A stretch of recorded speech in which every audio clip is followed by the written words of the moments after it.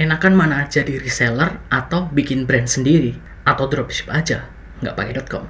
Sebelum masuk ke videonya, jangan lupa untuk klik tombol like-nya, kemudian subscribe channel ini, dan nyalakan notifikasinya, kemudian follow aku juga di Instagram di @msaifulumam, oke? Thank you! Oke, halo teman-teman, selamat datang di channel Mari Berkarya. Kali ini aku akan share perbandingan bagaimana kalau misalnya kita jadi reseller atau kita itu bikin brand sendiri. Nah, sebenarnya enakan mana sih, atau kita itu sebaiknya mulai dari mana sih jadi reseller atau bikin brand sendiri atau dropship aja. Jadi aku akan coba lihat sisi positif dari kedua hal ini. Yang pertama, kalau misalkan kita jadi reseller, kita itu tidak akan bingung dengan yang namanya produksi. Kalau misalnya kita itu ingin membuat sebuah produk, itu tidak bingung lagi cari bahan bakunya di mana, kemudian alat yang dibutuhkan itu apa, kemudian karyawannya nanti itu seperti apa proses produksinya nanti itu seperti apa, biar hasilnya bagus itu cara produksinya itu seperti apa, itu kita nggak perlu mikirin lagi, karena semua yang mikirin itu adalah supplier. Kita tinggal pesan produk dari supplier.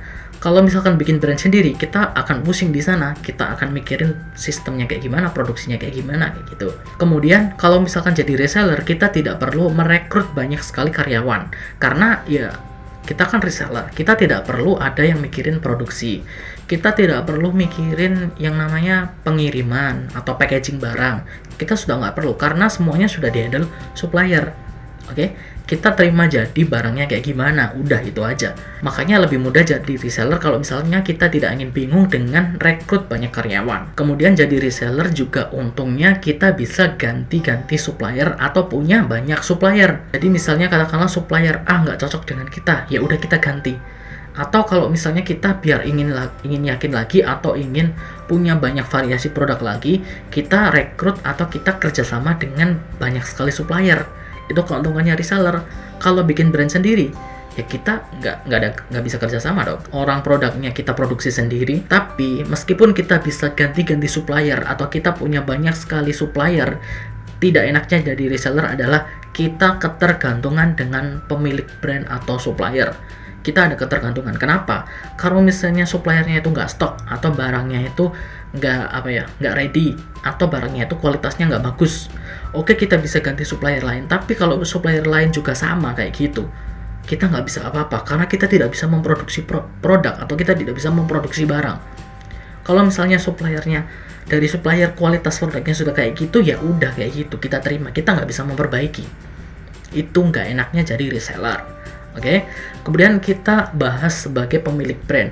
Apa sih enak dan gak enaknya jadi pemilik brand? Yang pertama, enaknya jadi pemilik brand, kita itu bisa menentukan HPP atau harga pokok produksi atau harga jual kita. Sebagai reseller, kita itu tidak bisa menentukan.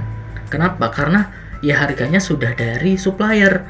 Kita nggak bisa menurunkan lagi. Kalau meningkatkan sih ya bisa gitu loh, semua penjual bisa meningkatkan, tapi kita tidak bisa menurunkan lagi. Kalau sudah menurunkan, rugi dong. Tapi kalau misalnya kita sebagai pemilik brand, kita bisa menurunkan harga dengan apa? Dengan cara katakanlah mengurangi jumlah atau isi dari produknya. Katakanlah produk makanan, kita kurangi beratnya, otomatis harganya berkurang. Atau kita pilih barang-barang atau bahan produksi yang murah sehingga meminimalisir harga jual atau harga pokok produksi. Atau kita bisa beli bahan baku secara borongan sehingga harganya lebih murah kalau misalkan dihitung persatuan kayak gitu. Atau kita lebih mengefisiensi proses produksi sehingga bisa meminimalisir harga, atau kita bisa mengurangi karyawan dengan menggunakan mesin. Nah, itu bisa meminimalisir harga juga. Karena apa? Kita produksi sendiri. Jadi kita bisa menentukan HPP kita bisa menentukan harga jual kita, tergantung dari bagaimana kita memproduksi dan mengelola produknya dengan baik. Itu keunggulannya pemilik brand. Kemudian kita juga bisa membuat customer loyal. Kenapa? Karena itu tadi, kita bisa membuat produknya, kita bisa menentukan value-nya kayak gimana, kita bisa menentukan target marketnya itu yang cocok itu kayak gimana.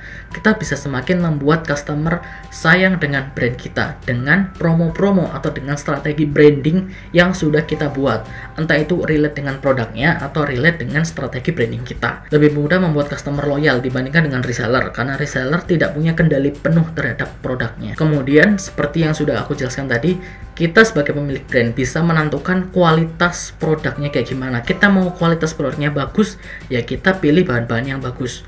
Kalau misalnya kita ingin produknya murah, ya kita bisa pilih bahan-bahan yang murah, otomatis kualitasnya turun. tapi at least kita bisa menjaga stabilitas dari kualitas produknya kita. Kenapa? Ya karena kita bisa produksi sendiri. Itu keunggulannya atau kelebihannya kita sebagai pemilik brand. Atau kalau misalnya kita pemilik brand itu tidak bisa produksi sendiri, tapi kita bekerja sama dengan orang yang membuatnya atau produsennya, kayak gimana. Nah, tapi kan kita bisa punya kendali ke produsen itu. Jadi pilihan ada di tangan kamu. Apakah kamu ingin jadi reseller, menjualkan produknya supplier, atau kalian jadi pemilik brand sendiri, menjual produk kalian sendiri. Itu tergantung dari kalian sendiri. Oke, tambahan salah satu kekurangan dari pemilik brand adalah kita butuh dana yang cukup besar untuk ya menyelesaikan semuanya, untuk membangun sistem, untuk ya memproduksi barang-barang yang sudah kita buat, untuk membangun brand kita lah istilahnya. Itu butuh dana yang cukup besar. Kalau misalkan reseller, kita cukup butuh dana untuk membeli produknya supplier, kayak gitu. Itu tambahnya. Keputusan ada di tangan kalian. Tapi kalau misalnya kalian itu pemula, aku sarankan banget kalian dropship aja, nggak pakai .com. Kenapa? Karena ya dropship itu kalian mudah gitu loh, tidak perlu modal yang sangat besar, tapi kalian bisa mulai kapanpun dan dimanapun. Aku sarankan bagi yang belum pernah berbisnis dropship. Tapi kalau misalnya kalian sudah dropship lumayan lama, kalian sudah tahu gimana caranya berbisnis kayak gimana, aku sarankan jadi reseller atau jadi pemilik brand, biar kalian itu meningkat levelnya. Jangan jadi dropshipper terus. Kalau kalian jadi dropshipper terus, kalian punya banyak kelemahan. So, semoga informasi tadi bisa bermanfaat bagi kalian dan bisa membantu kalian dalam menentukan kalian mau jadi reseller atau jadi pemilik brand atau dropship aja. Sampai jumpa di video berikutnya. Dadah.